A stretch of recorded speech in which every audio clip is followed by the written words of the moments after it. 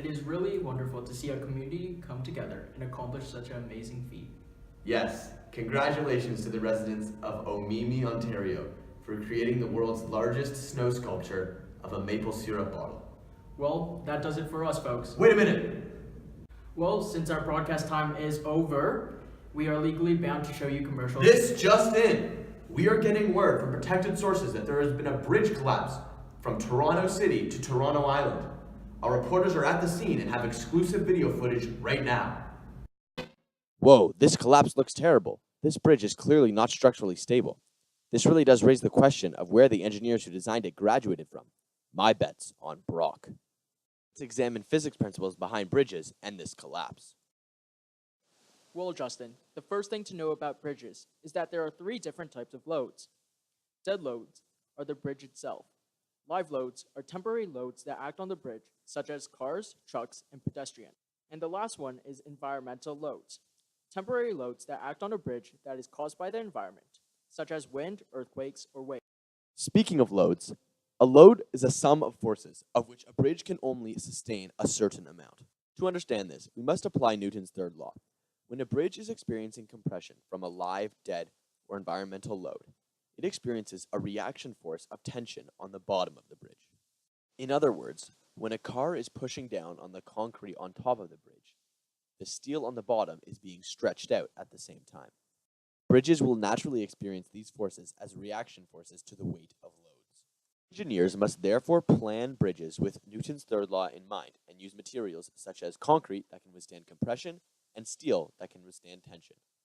Research is being done to find new and effective materials that bridges can be built with. Speaking of research, engineers are constantly aiming to make bridges safer, cheaper, and stronger. One of the main methods widely accepted by civil engineers is the UBC method, the Uniform Building Code Research Method. Test bridges with different load combinations to see which new design can hold the highest load. Furthermore, researchers are constantly finding ways to be more cost-effective while retaining structural integrity. Now, Lucas, I think our viewers are dying to understand how physics principles are applied to 2 of the most common and famous bridge designs in the world: suspension bridges and arch bridges. Suspension bridges, like the Golden Gate Bridge or Brooklyn Bridge, suspend the roadway or walkway by cables, ropes, or chains from 2 tall towers. These towers support the majority of the weight as compression pushes down on the suspension bridge's deck, travels up the cables, and then is transferred through the towers directly to the earth. The supporting cables receive the bridge's tension forces. Arch bridges are a bridge phenomenon that uses the force exerted by compression of the dead load, the weight of the bridge, to support itself and the live load. Although there is no centripetal force present in an arch bridge, they use the shape of a circle to evenly distribute the compression exerted by the weight of the load to induce a reaction force supporting the bridge on either side.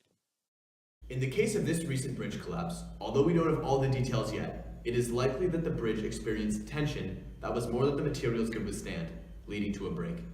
Any bridge collapse that wastes taxpayers' money is very hard to see. However, we can learn from the mistakes that happened today. With so many people reliant on bridges, we have to look at the positive side of this situation. I agree. And did you know, Lucas, that the Howrah Bridge in Kolkata, India is the busiest bridge in the world with over 1 million people crossing it each day? Hundreds of millions of people use bridges to get to work, travel, or to cross borders every year. Of course, with bridges being constructed as we speak, and throughout all of human history, their effect on society and culture is well documented.